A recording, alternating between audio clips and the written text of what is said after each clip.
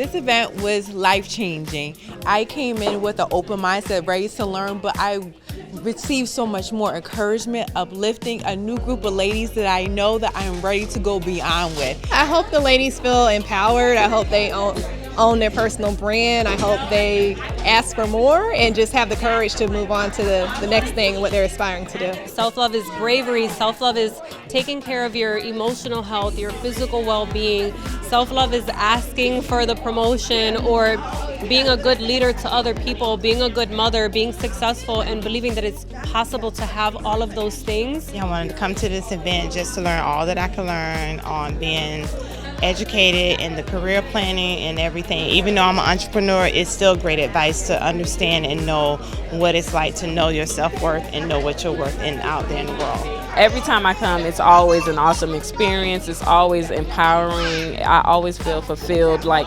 sometimes I come in, my tank needs to be filled. The amount of love and support and education, I'm very, very thankful to come every time. I try to encourage the participants to recognize that we pivot naturally.